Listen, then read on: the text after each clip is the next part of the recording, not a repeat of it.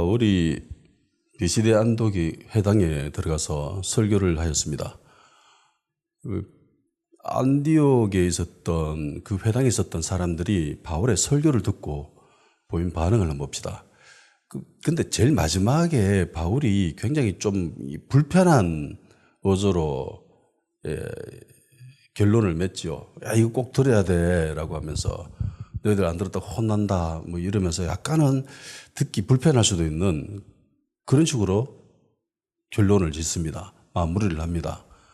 그럼에도 불구하고 이들은 굉장히 호의적인 모습을 보입니다. 이 회당이잖아요. 유대인들이 유대인의 정체성을 지키기 위해서 반드시 존재해야 될 곳이 바로 회당입니다. 안식일에 이 회당에 모여 있는 사람들이라면 당연히 유대인들이겠죠. 유대인들이 회당에 모이지 않는다. 이거는 불가능합니다. 무조건 모여야 돼요. 그리고 또 한 그룹이 있지요. 유대교로 개종한 이방인들입니다. 유대교는 혈연 중심이 아니죠. 혈연 중심이 아닙니다. 신앙 중심이잖아요. 믿기만 하면 이방인에 상관없이 유대교로 인정해 줍니다. 유대인으로 인정을 해줘요. 그래서 유대인들이 있었고 유대교를 못 믿는 이방인들도 있었습니다. 함께 있었죠. 그리고 43절에 보면은 이방인이었는데 개종한 이 사람들이 수가 굉장히 좀 많았다는 걸 알 수 있습니다. 바울의 설교의 핵심은 그거죠. 썩음 당하지 않는다. 예수 그리스도를 통해서 죄사함 받고 썩음 당하지 않는다. 그래서 예수 그리스도를 믿음으로 의롭게 된다라고 하는 것이 바울의 설교의 핵심입니다. 영생을 얻는 거죠. 그리고 바울의 설교를 듣고 난 뒤 회당에 있었던 이 사람들은 굉장히 호의적이었습니다. 그래서 어떻게 반응을 하냐면은 이제 공식적인 예배가 끝나고 난 뒤에 이들이 바울과 바나바에게 와서 이렇게 요청합니다. 다음 주 안식일에도 똑같은 주제로 설교를 해 주십시오. 라고 정중히 요청을 합니다. 그들이 나갈 새 사람들의 청하되 다음 안식일에도 이 말씀을 하라 하더라. 다음 주에도 같은 주제로 설교를 해달라는 거죠. 이거는 바울의 설교가 그들이 듣기에 받아들이기에 좋았다라는 뜻이죠. 웬만큼 좋지 않으면은 이러기 쉽지 않습니다.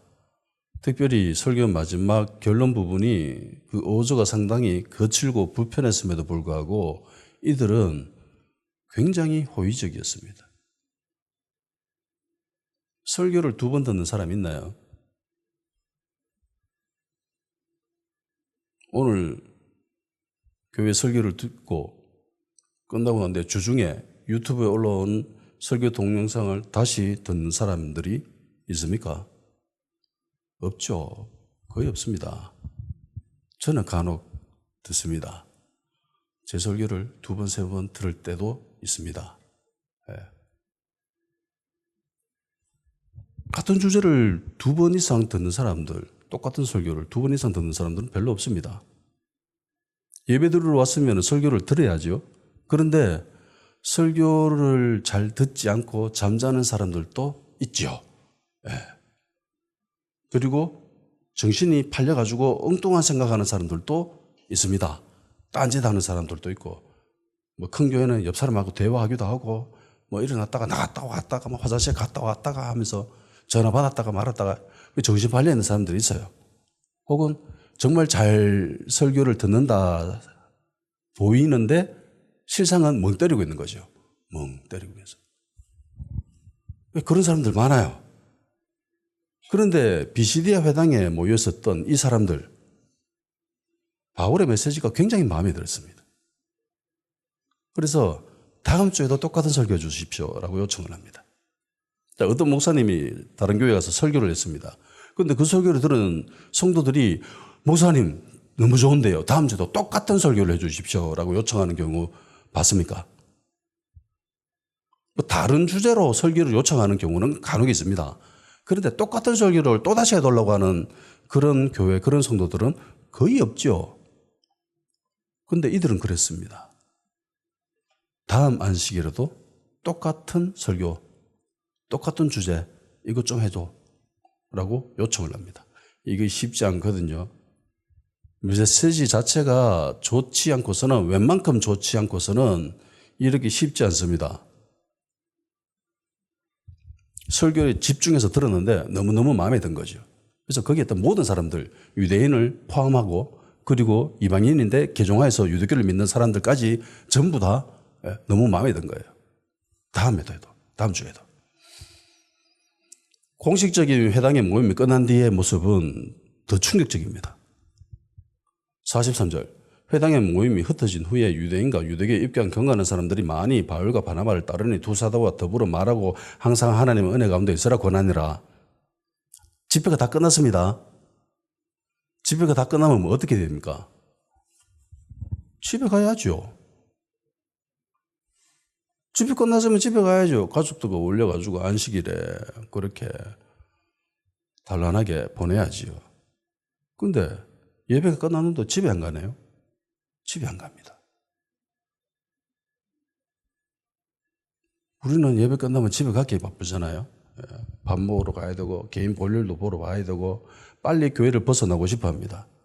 예배드리는 의무를 다 했다고 생각하고 가기 바쁘죠. 근데 이들은 마쳤는데 안 가요.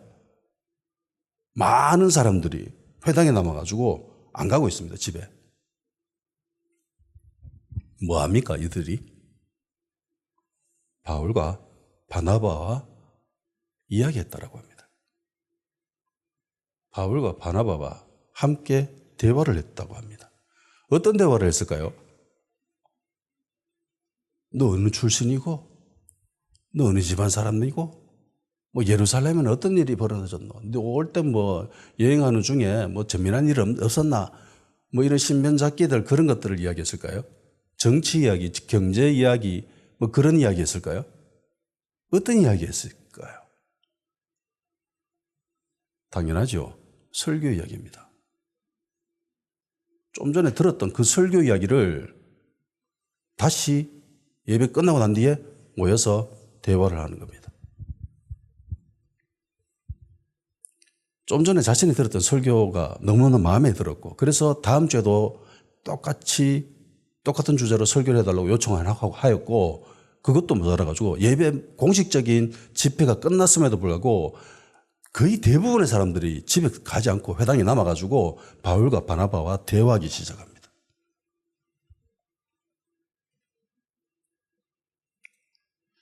예배가 끝난 뒤 설교에 대해서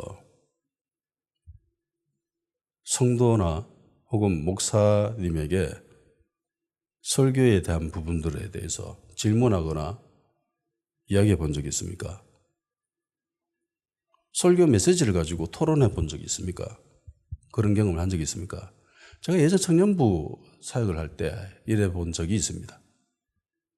설교 끝나고 난 뒤에, 예배 끝나고 난 뒤에 모여가지고 설교 메시지 핵심적인 부분에 대해서 뭐 자기가 느낀 점이나 질문이나 이런 것들을 나누는 시간을 한번 가져본 적이 있었습니다. 이건 어디까지나 저의 개인적인 관점입니다. 제 눈에 가장 이뻐 보이는 성도는 성경 말씀에 질문하는 사람들입니다. 특별히 설교 메시지에 대해서 제가 준비하고 그래 한 그 설교 메시지에 대해서 들어보면 궁금증이 생길 거예요. 어느 부분에. 그런 부분들에 대해서 이야기하거나 질문하는 사람들이 제 눈에는 가장 이뻐 보입니다. 예전 몇몇 청년들이 그런 모습을 보였던 적이 있었거든요. 설교 메시지에 대해서 물어보는 사람들이 제 눈에는 제일 이뻐 보입니다. 아마 대부분 목사님들이 공감할 듯 합니다. 요즘 들어 대한민국 교회가 정말 문제가 많죠. 특별히 대형교회. 현 세태의 교회들을 비판한 어느 학자가 교회의 모습, 특별히 대형교회 담임 목사에 대해서 비판하는 모습을 본 적이 있습니다. 그 학자의 진단은 그거예요. 수백 명, 수천 명, 수만 명을 대상으로 단 한 사람이 일방적으로 이야기한다라는 거, 메시지를 전한다는 거, 그 자체가 곧 힘이고 권력이다. 그 누구도 견제받지 않는다라고 이야기합니다. 그게 문제다라고 얘기를 하더라고요. 물론 설교가 그렇죠. 예배의 형식 자체가 그렇습니다. 일방적입니다. 그렇지만 목사가 전한 그 설교가 무조건 다 진리입니까? 아닐 수도 있죠. 진리일 수도 있고, 목사가 전한 메시지는 반드시 성경 말씀으로 검증받아야 됩니다. 그리고 목사가 설교를 하면 궁금증이 생길 수 있습니다. 그걸 질문해 볼 수도 있어야 됩니다. 그런데 대형교회에서는 그 누구도 그 메시지에 대해서 저항하지 않습니다. 질문하지도 않습니다. 공식적인 집회가 끝난 후에 비지디 안독에 해당했었던 사람들의 모습처럼 대화를 나누어야 돼요. 질문하고 설명하고 토론하고 이런 게 있었어야 됩니다. 그런데 현대 대한민국 교회 분위기로는 전혀 할 수 없죠. 불가능합니다. 설교에 대해서 질문한다는 것은 주변 사람들이 어떻게 인식이 되냐면은 불신앙적인 모습으로 보입니다. 믿음 없음으로 보입니다. 해서 아무도 공식적인 질문을 하지 않습니다. 잠잠하죠. 그냥 넘어갑니다. 괜히 긁어부스럼 이렇게 봐야 할 거야. 넘어가자. 질문하자고 조용하기만 하면 내 상태를 아무도 모르죠. 그래서 그냥 침묵합니다. 현대 대한민국 교회의 모습은 담임 목사 설교에 대해서 예배가 끝난 뒤 그 설교 이야기가 성경적인 메시지에서 벗어났다 하더라도 그 누구도 질문하지 않습니다. 저항하지 않습니다. 대항하지 않습니다. 물론 이 질문이라고 하는 그 자체가 부정적인 성격을 띄어서는 안 됩니다. 하나님 나라를 대적하기 위한 입장에서 질문하는 것은 곤란하죠. 그런 질문은 받아들여서는 안 됩니다. 제가 받아들여야 되는 질문은 하나님 나라로 가기 위한, 하나님께로 가까이 가기 위한 몸부림의 모습입니다. 성경을 보면 질문이 나올 수밖에 없어요. 질문이 없는 사람이라면 그 사람은 생각 없는 사람입니다. 신앙에 대해서 별 관심이 없는 사람이에요. 하나님 나라에 예수님에 대해서 열심이 있고 관심이 있고 사랑이 있다면 반드시 궁금증이 생깁니다. 사랑하는 연인이 있다고 칩시다. 그러면 그 여인에 대해서, 그 남성에 대해서 궁금하잖아요.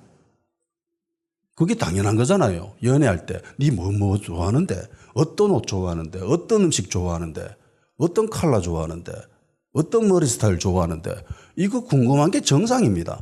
이 궁금하지 않다라는 게 비정상이지요. 올바른 관계가 형성되어 있지 않다라는 겁니다. 이런 입장에서 더 가까이 나아가고 하자는 그런 몸부림의 결과로 보이는 질문은 얼마든지 수긍할 수 있어야 됩니다.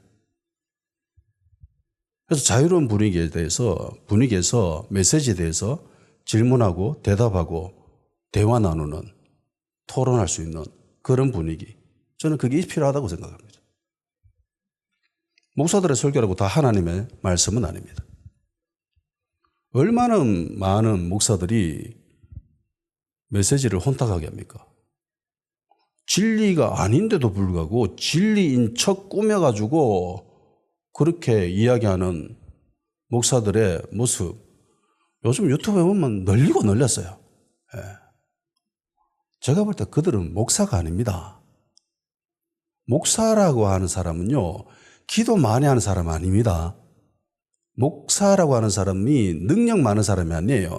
안수해서 병 고치는 사람이 아닙니다. 그거 목사에게 없어도 돼요. 막말로 아무짝에 쓸모 없어도 됩니다. 목사라고 하면 반드시 무조건 필히 말씀만 증거하고 선포할 수 있어야 됩니다. 근데 이게 뒤바뀌어가지고 목사들이 뭐 병 고치고 능력 많고 뭐 이것만 좋아하고 진리 제대로 선포하는 것은 별 관심이 없고, 근데 목사들도 이렇게 잘 안 하고 그저 성도들의 입맛에 맞춰주는 그들이 듣고 싶어하는 그런 말들만 해주고, 그리고 평안을 누리고 인기를 얻고 슈퍼챗 받고 이런 사람들이 너무나 많아요. 성경은 그들을 거짓 선지자라고 얘기합니다. 목사의 설교라고 다 진리가 아닙니다. 반드시 검증이 되어야 돼요. 무엇으로요? 하나님 말씀으로. 제가 전하는 이 말씀도 하나님 말씀으로 검증이 되어야 됩니다. 꿈속에서 환상 가운데 예수님이 전하는 말씀, 천사가 전하는 말씀이라 할지라도, 메시지라 할지라도 그 메시지도 검증받아야 됩니다. 마귀도 광명한 천사로 가정에서 나타날 수 있다고 했지요. 그래서 천사가 나온다 할지라도, 심지어 예수님이 나오고 뭐 하나님이 등장한다 할지라도 다 받아들여서는 안 된다는 겁니다. 전하는 그 메시지가 성경 말씀과 반드시 일치가 되어야 됩니다. 그러면 하나님 말씀 맞군요. 당신 천사군요. 당신 예수님이군요. 그렇게 되어지는 거예요. 하물며 목사는요, 더 검증받아야 되죠.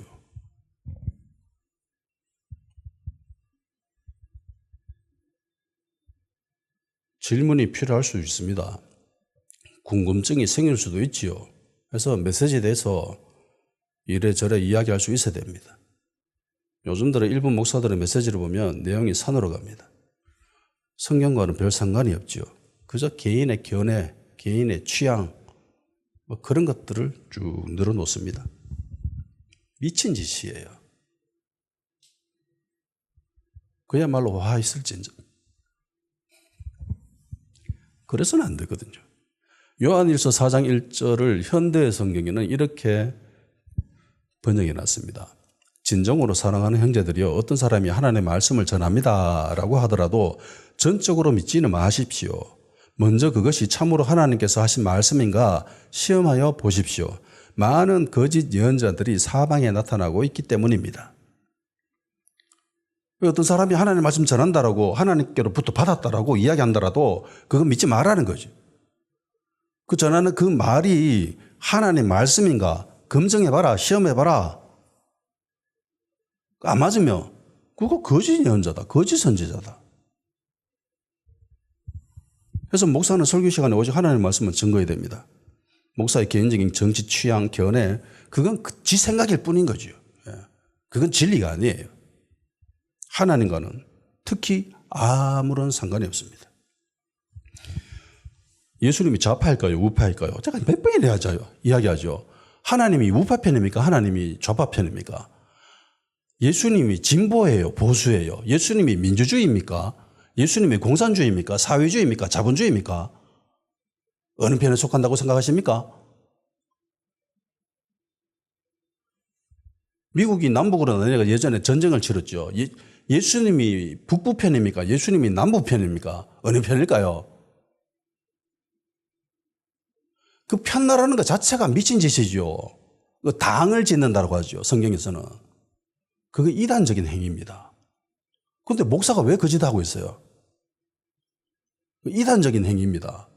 특히 목사가 어떤 정치적인 정당이나 그런 것을 특별히 옹호하고 상대 진영을 향해서 마귀적이다, 사탄적이다 그렇게 공격한다면 그 사람은 눈에 그거 안 봐도 뻔합니다. 그 거짓 연자예요. 거짓 선지자입니다. 가까이도 가지 마세요. 근데 그런데 사람들이 모여요. 엄청나 많은 사람들이 모입니다. 성경에도 그렇게 되어 있죠. 많은 사람들이 미혹되리라. 많은 사람들이 거짓 선지자에 현혹돼가지고 유혹돼가지고 거기 빠져든다는 거예요. 그 집회에 성경 말씀이 있습니까? 특정 집단을 옹호하고 특정 집단을 비판하고 공격하고 그게 전부예요. 예수님 이름으로 그 짓 하고 있어요. 그거 해서 안 되거든요.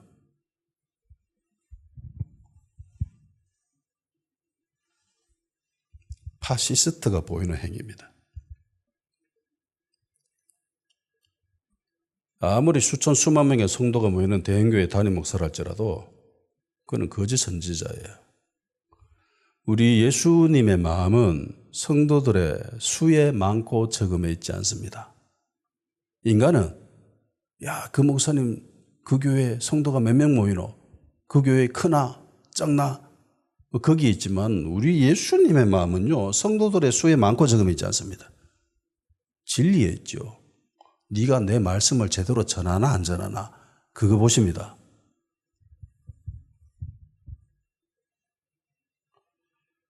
유대인들의 전통적인 교육 방식을 하브루타라고 하죠. 대화를 통해서, 특별히 질문이죠, 진리를 찾아가는 그런 교육 방식입니다. 하브루타라고 하는 이 단어 자체가 동료, 우정, 이런 뜻입니다. 아람어인데. 바울의 설교를 들으면 해당했던 사람들의 모습이죠. 유대인들의 전통 도서관에 가면은 굉장히 당황하게 된답니다. 한국 사람들은. 도서관이라고 딱 들어가요. 그러면 시장판입니다. 3, 4, 5 모여가지고 막 떠들고 있습니다. 어떤 때는 막 손가락질하면서 언성도 높이고 막 그러고 있어요. 도서관이래요. 우리가 생각하는 도서관의 모습은 어때요? 조용해야죠. 침묵해야 됩니다. 그래서 공부도 혼자 하죠. 칸막이 딱 쳐가지고 앞으로 옆으로 칸막이 딱 쳐가지고 혼자 처박혀가지고 조용하게 공부를 해야 됩니다. 누군가 조금만 소리를 내도 막 눈치 보고 눈치 주고. 그런데 유대 전통 도서관은 전혀 그렇지 않습니다. 3, 3, 5 모여가지고 끊임없이 질문하고 토론합니다.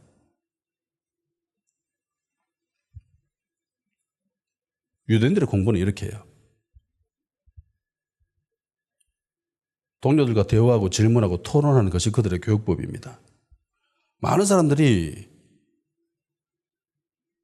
혈연적으로 민족적으로 유대 민족이 특별한 것은 아니다. 그런데 유대인들의 교육 방식은 특별하다. 전 세계의 많은 자수성가한 기업의 CEO는, 대표는 유대인들이죠. 그들이 보이는 놀라운 창의력의 비결은 뭘까?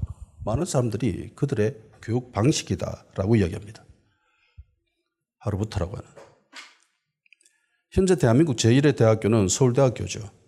예전에 매스컴에 나와가지고 서울대학교 다니는 학생이 이야기를 하더라고요. A+ 받는 방법, 교수로부터 가장 뛰어난 성적을 받을 수 있는 비결에 대해서 이야기를 해주더라고요. 교수님이 말한 내용을 그대로 적으면 된다. 토시 하나 빼지 않고 그대로 적으면 된다. 심지어 강의 중에 한 농담까지 적어놓으면 그냥 A+이다 라고 이야기하더라고요. 예전에 뭣도 모르고 1학년 때 수업을 듣고 대학교라고 나름대로 교수의 강의를 듣고 자기 생각을 더해서 그래서 시험지를 제출했답니다. 근데 C를 맞았대요. 옆에 아이들은 보니까 교수 강의 내용 그대로 적었대요. 근데 A+ 받았거든. 그래, 그다음부터는 절대로 자기 생각을 적지 않는답니다. 이게 대한민국 교회입니다. 대한민국 대학교의 모습입니다. 서구의 유명 대학교는 완전히 정반대죠. 서울대 학생처럼 교수 강의 내용을 그대로 시험에 적어서 내면은 따로 부른다고 합니다. 왜 이렇게 적었냐고. 내가 궁금한 것은 네 생각이지, 학생 개인 단의 생각이지 내 생각이 아니다. 왜 이딴 식으로 적어놨냐 라면서 혼낸다고 합니다. 이런 분위기가 굉장히 부러워요. 대한민국이 개발도상국 위치에 있었을 때는 이때까지 이런 교육 형태가 맞을 수 있습니다. 근데 이제부터는 다르죠. 대한민국 선진국입니다, 이제. 뛰어난 기술과 창의력으로 기술을 선도해야 됩니다. 어떤 것을 서로 만들어내야 돼요. 시키는 것만 해서는 안 됩니다. 그래서는 혁신이 없죠. 대한민국의 초인류 기업이라고 하는 삼성에서도 혁신이 사라진 지는 오래됐다고 하죠. 그래서 삼성이 위기다라고 이야기합니다. 삼성에 다니는 직원들을 향해서 회사 내부에서도 회사 외부에서도 이런 말을 합니다. 삼무원, 삼성 다니는 공무원. 공무원들의 특징이 있죠. 매사 의욕이 없고 그냥 하던 거 하고 시키는 것만 주어진 것만 하고 이러니까 당연히 위기일 수밖에 없습니다. 근데요, 이스라엘은 우리나라보다 훨씬 작습니다. 우리나라는 5천만이 넘죠, 인구가. 근데 이스라엘은 1,000만이 안 됩니다. 900만 정도 돼요. 근데 이스라엘은 전 세계에서 나스닥에 세 번째로 많은 기업을 상장시킨 나라입니다. 미국, 중국, 그 다음에 이스라엘입니다. 1,000만도 안 돼요. 중국은 인구가 12억이 넘잖아요. 미국도 인구가 2억 얼마인가 그렇죠. 굉장히 인구가 많은 나라가 1, 2위를 차지하고 있는데 1,000만도 안 되는 나라에서 나스닥에 가장 많이 상장한 기업을 가지고 있습니다. 나스닥에 상장한다는 것은 하이테크 기업, 첨단 기업이 많다라는 소리입니다.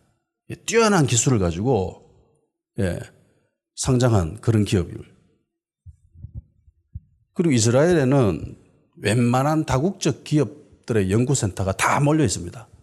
인텔, 마이크로소프트, 애플, HP, 시스코, 우리가 아는 최첨단 기업들의 연구센터들은 다 이스라엘에 있습니다. 삼성도 있죠. 미국 하이테크 기업이 몰려 있는 곳을 실리콘밸리라고 하죠. 그런데 이스라엘에도 이런 게 있습니다. 실리콘 와디라고 합니다. 수많은 스타트업이 이스라엘에서 생겨납니다. 유니콘 기업이라고 이제 기업이 처음 출발을 해가지고 시작을 해가지고 매출 기업 가치가 1조가 되는 기업을 유니콘 기업이라고 합니다. 그런데 2018년 이후 이스라엘에는 무려 89개 기업이 나타났습니다. 우리나라는요? 몇 개일까요? 27개입니다. 통틀어서. 비교도 안 되죠. 3배 이상입니다. 인구는 우리나라에서 5분의 1밖에 안 되는데. 근데 이런 나라에서 유니콘 기업 가치가 1조가 넘는 신생 기업이거든요. 유니콘이라고 하는 거는. 이 기업이 무려 90개 정도 됩니다. 대단하죠? 1인당 GDP가 5만 달러가 넘습니다. 이들의 비결은 주변에 다 적국으로 둘러싸여져 있잖아요. 지금도 전쟁하고 있습니다. 전쟁하는 와중에도 계속 나스닥에 상장하고 새로운 기업이 나타납니다. 이들이 보여주는 놀라운 창의력의 비결은 그들의 교육 방식이 있는 거죠.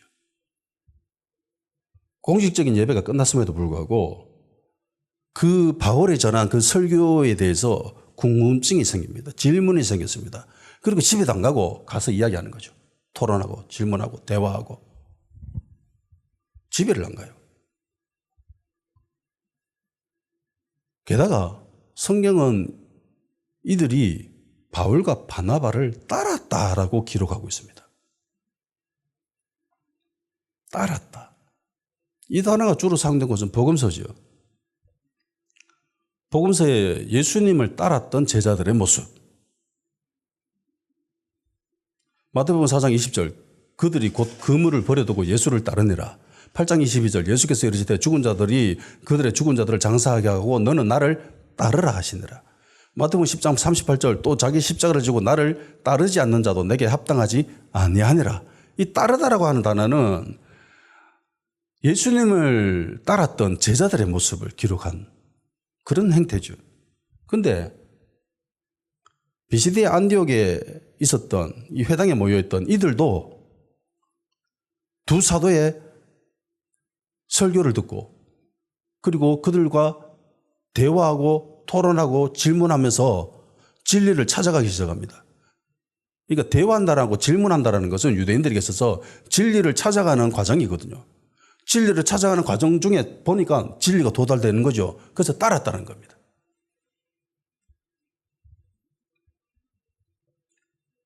따라가다 보면 순종하게 되고요. 순종하다 보면 제자가 됩니다. 두 사도는 이들의 모습을 보면서 얼마나 감격했을까요? 감사했을 겁니다. 그래서 하나님 은혜 안에 머물러 있어라 이러면서 격려를 합니다. 네. 그리고 한 주가 지납니다. 다음 안식일이 되었습니다. 다시 회당에 가서 말씀을 전하러 갔습니다. 그들의 요청이 있었기 때문에 동일한 메시지를 설교하러 갔죠. 근데 분위기가 달라집니다. 분명히 한 주 전에는 두 그룹이 모두 호의적이었죠. 매우 호의적이었습니다. 혈육적인 유대인들도 호의적이었고 그리고 이방인이었는데 개종한 사람들도 호의적이었습니다. 그런데 한 주 만에 분위기가 완전히 바뀌어버립니다. 이방인 개종자들은 여전히 호의적이었습니다. 그런데 기존에 유대교를 믿고 있었던 사람들의 모습이 달라지기 시작합니다. 완전히 정반대의 모습으로 변해버렸습니다. 44절 45절이죠. 그 다음 안식일에는 온 시민이 거의 다 하나님의 말씀을 듣고자 하여 모이니 유대인들이 그 무리를 보고 시기가 가득하여 바울이 말한 것을 반박하고 비방하거늘. 지난주에 회당에 있었던 사람들도 똑같이 모였습니다. 왜? 메시지에 대해서 너무나 듣고 싶어서 요청을 했기 때문에 그들이.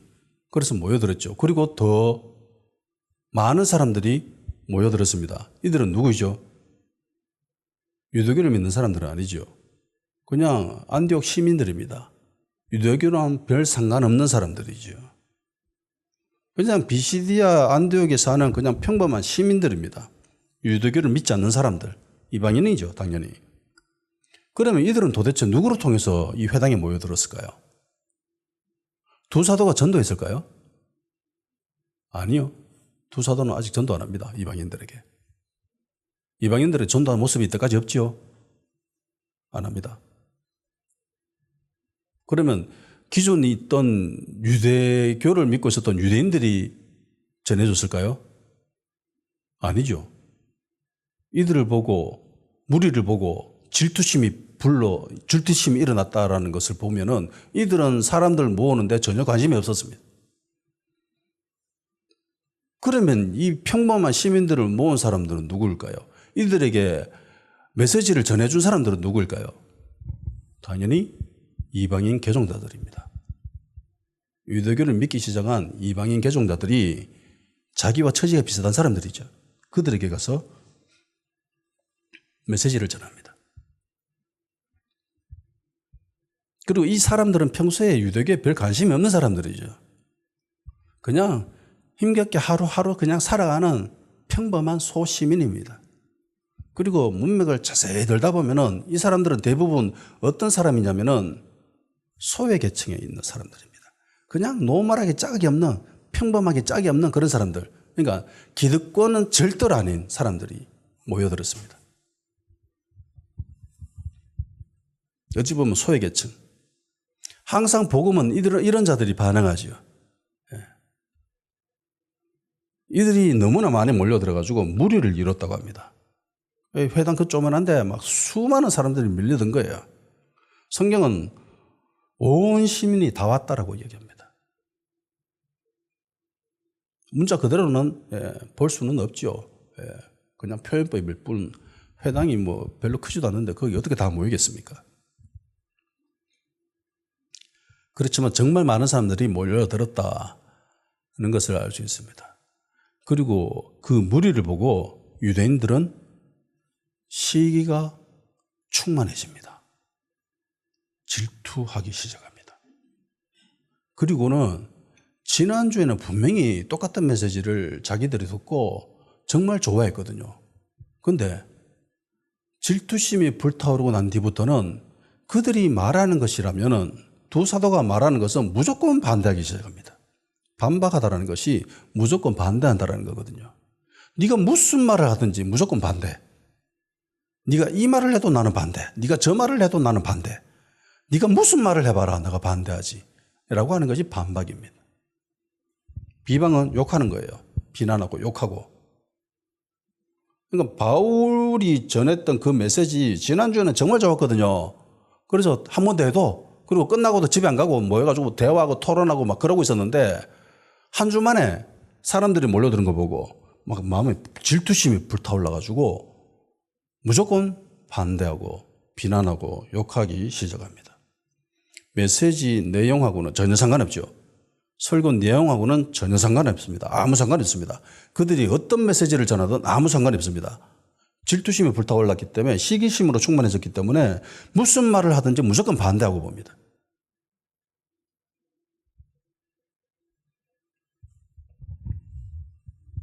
마치 예수님을 질투했던 예루살렘 종교 지도자들의 모습하고도 비슷하죠. 질투심 때문에 죽였잖아요. 시기심 때문에. 그리고 주님의 제자들을 시기했던 예루살렘에 있었던 대제사장들과 사두개인들의 모습과도 비슷합니다. 사도행전 5장 17, 18절 대제사장들과 그와 함께 있는 사람 즉 사두개인의 당파가 다 마음에 시기가 가득하여 일어나서 사도들을 잡아다가 옥에 가두었더니 사도들을 왜 옥에 가두었나? 시기심이 일어나가지고.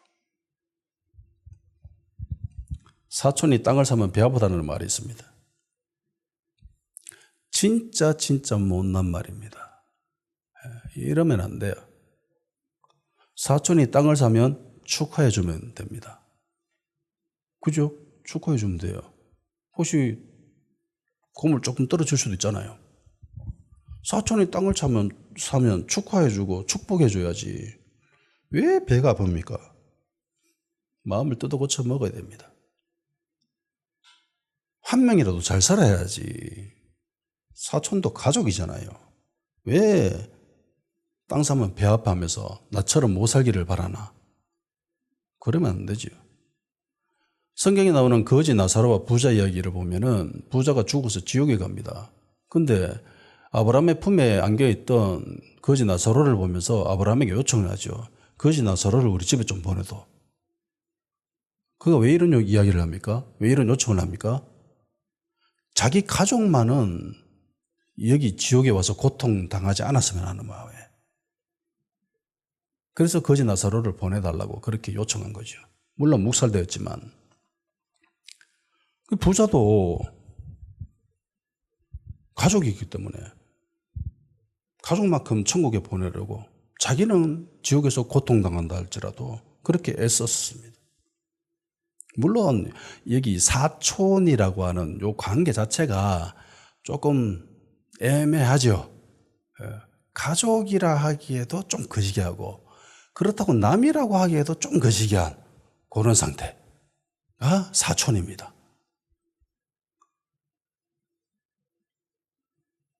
관계가 있다고 하기에도 그렇고 관계가 없다라고 하기에도 그런 관계가 사촌이죠. 근데 주님은 원수도 사랑하라고 했잖아요. 그래서 사촌이 땅을 사면 축하해 줘야죠. 진심으로 축복해 줘야 됩니다. 질투하고 시기하지 말고 감사하고 축복해 주면 됩니다. 안디옥에 있었던 유대인들은 회당에 몰려든 무리들의 모습을 보면서 시기심에 눈이 멀어버리죠. 시기심으로 충만해졌다라고 얘기합니다. 이성을 상실해버린 거죠. 한 주 전에는 정상적이고 지극히 이성적이었지만 지금은 완전 달라졌습니다. 왜 이들은 무리를 보고 질투심이 불타올랐을까요? 왜 이랬을까? 예수님의 제자들처럼 사람들을 전도하는 것에 관심이 있었을까요? 없었습니다. 대체적으로 유대인들은 전도에 그닥 별 관심이 없어요. 그냥 자신들이 정결하게 사는 거, 자신들이 유법을 지키고 사는 거, 여기에 관심 있지. 다른 사람들, 이방인들이 유대교를 믿고 유대인들이 되는 거, 여기는 별 관심이 없어요. 특별히. 일반적인 유대인들은 자기 신앙생활 하는 것에 제일 관심 있지. 주님의 제자들처럼 막 돌아다니면서 선교하고 뭐 전도하고 뭐 이런 별로 관심이 없어요. 지금도 유대교를 믿는 사람들, 유대인들이 유대교를 전도하는 거 봤습니까? 전도 안 하지요. 그냥 자기들끼리 그냥 믿고 있어요. 예. 오직 못하게 합니다. 심지어 어떤 데는. 유대인들은 이방인들이 하나님 말씀에 관심을 가지고 두 사도들에게 몰려드는 것을 보고 왜 시기했을까요? 왜 질투했을까요? 만일에 이들이 진짜 하나님에 대해서 관심이 있었다면, 하나님 말씀에 진짜 관심이 있었다면, 이방인들이 하나님 말씀에 관심을 보이는 것을 보고 어떤 반응을 해야 돼요? 기뻐해야 되지요. 유대교를 믿는 사람들이 율법에 관심 가지는 건 당연하잖아요. 지극히 정상적인 거잖아요. 그거 좀 더 관심 있는 사람들을 인정해주고 대우해주고 그러고 있습니다. 그럼 이방인들이 하나님 말씀에 관심을 가진다는 것은 정상적인 생각에서는 지극히 기뻐해야 되죠. 좋아야죠. 근데 시기합니다.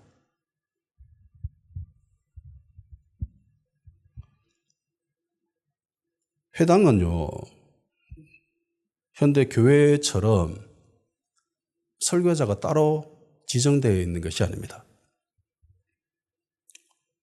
성인 유대인이라면 돌아가면서 말씀을 전합니다. 그래서 예수님도 회당에 가서 전하기도 하고 그러죠. 제자들도 여기 왔는데 사람들이 요청해서 말씀 전하고 돌아가면서 말씀을 전합니다. 뭐 회당장이라고 성경에 나오는데 이들은 그냥 회당 관리하는 사람, 사회 보는 사람 뭐 그런 식으로 해석하시면 됩니다.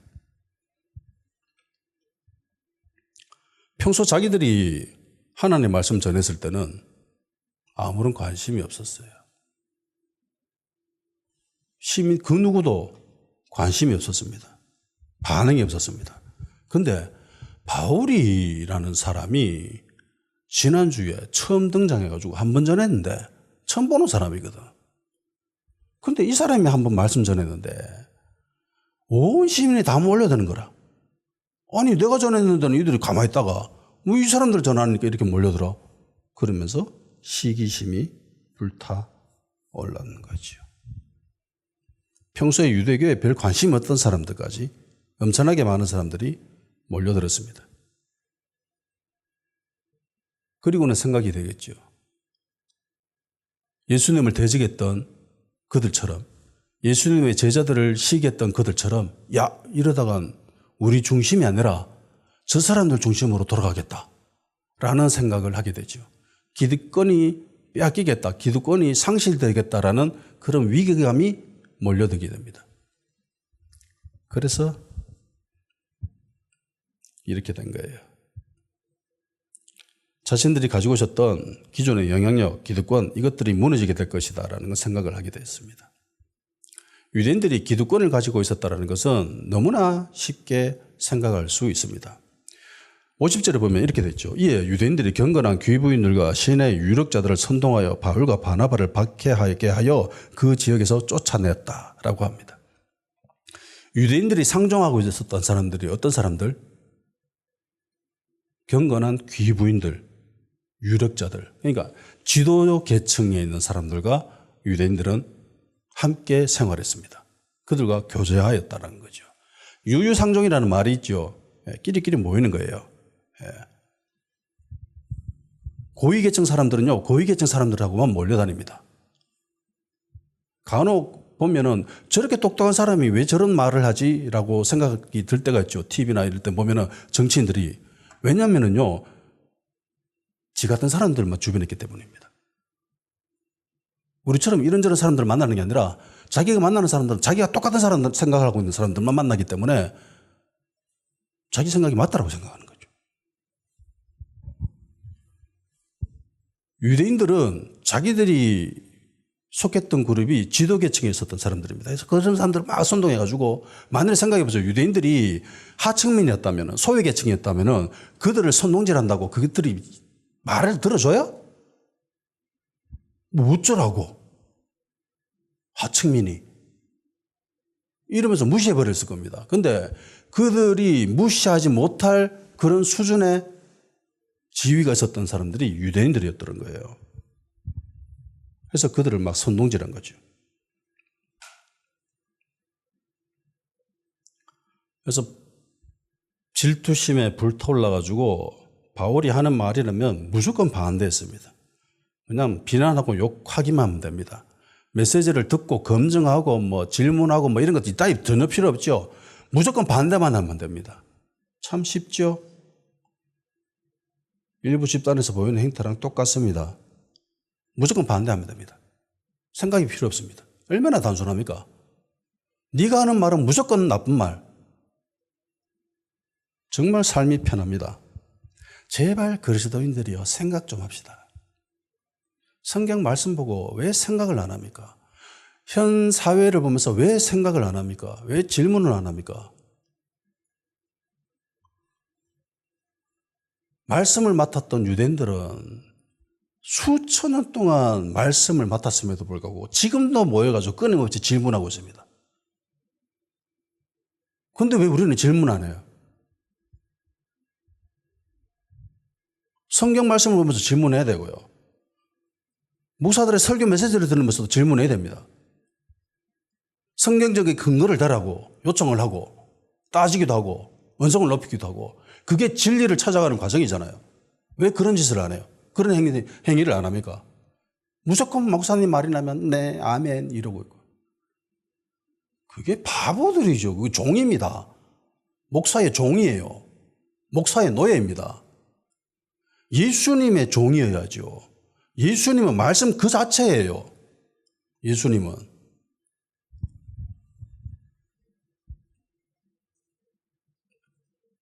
그러니까 유대인들은요, 하나님 말씀 중심으로 신앙생활을 한 게 아니에요. 자기들 중심으로 신앙생활을 했습니다. 회당 중심으로 신앙생활을 했고, 유대인 중심으로 신앙생활을 했고, 유대교 중심으로 신앙생활을 했고, 자기 기득권을 지키려고 신앙생활을 하고 있었던 거예요. 지금 현대교회랑 똑같아요. 대한민국 일부 교회가 보이는 모습. 그들은 진리에 별 관심이 없습니다. 하나님 말씀에는 별 관심이 없어요. 하나님의 나라, 하나님 나라 말씀 진리를 포장하고 있지만은 정작은 하나님 말씀을 중심으로 신앙생활을 하는 것이 아니라 교회 중심으로 신앙생활을 하고 있습니다. 교회 유지하기 위해서. 성도들 중심으로 신앙생활을 하고 있어요. 목사들 중심으로 신앙생활을 하고 있습니다. 기득권 유지하기 위해서 신앙생활을 하고 있습니다. 그래서는 안 되는 거죠. 고아와 과부와 나그네 하나님입니다. 그들을 생각을 하고 그들을 챙겨야 돼요. 그게 정의고 그게 공의입니다. 그런데 그건 안 하고 오로지 동성애만 이야기합니다. 막말로 소돔이 동성애 때문에 멸망하였다고 칩시다. 그러면 이스라엘은 동성애 때문에 멸망했어요? 유다는 동성애 때문에 멸망했습니까? 아니죠. 정의와 공의가 없어서 멸망했습니다. 소돔도 정의와 공의가 없어서 멸망했잖아요. 의인이 없어가지고. 근데 다 죄다 동성애만 답답하게 이를 떴습니다. 동성애는 그냥 죄예요. 살인죄를 저질러서는 안 되는 것처럼, 도둑질해서는 안 되는 것처럼, 그냥 성경에 나오는 수많은 죄 중에 하나예요. 근데 그걸 옹호하기 위해서 왜 정의와 공의를 던져버립니까? 참 답답하기 이를 데 없습니다.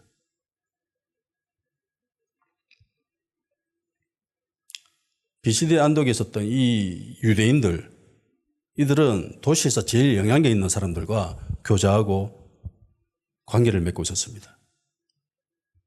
그래서 그들을 선동질해서 마치 예수님을 대적했던 그들과 똑같죠. 군중들 선동질 해가지고 예수님을 십자가에 못 박으라고 이렇게 했듯이 이들도 똑같이 그런 짓을 합니다.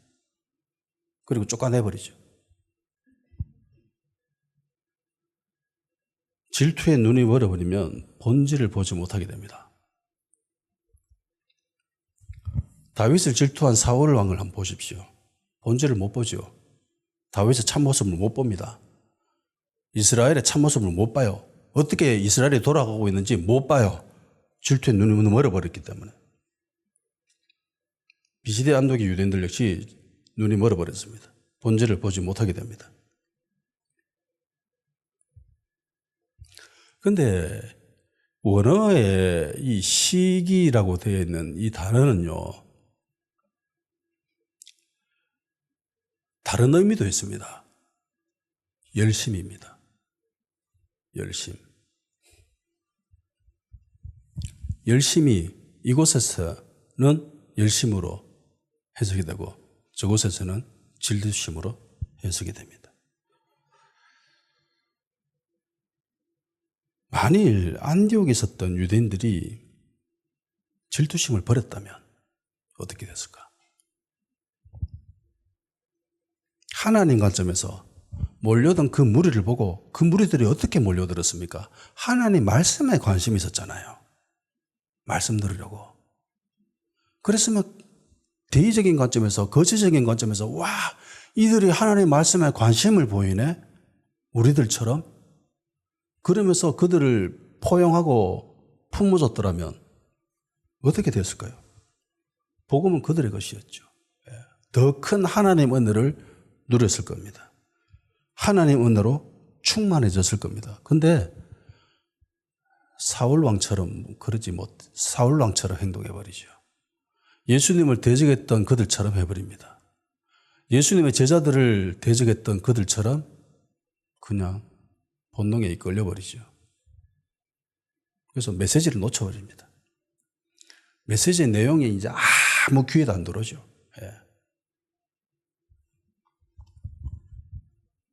그래서 은혜를 놓쳐버립니다. 질투심은 무서워요. 사촌이 땅을 사면 축하해 주십시오. 옆에 친구가 성적 잘 받아서 1등하면 축하해 주십시오. 내 경쟁 상대라 할지라도 축하해 주면 됩니다. 하나님 나라는 경쟁하고 그런 나라가 아니잖아요. 이 사회에 나오는 그 하나님 나라를 한번 보십시오. 경쟁하는 사회가 아닙니다. 더불어 함께 사는 나라입니다. 다 같이 기도하는 시간 가지도록 합시다. 메시지에만 반응할 수 있는 성도가 될 수 있도록, 진리에만 반응할 수 있도록 주님, 우리에게 오는 그런 인간적인 질투심이 있다면은 하나님이 주신 마음으로, 주님이 주신 마음으로 축복으로 변화시켜버리는 그런 심령이 될 수 있게 하여 주시옵소서.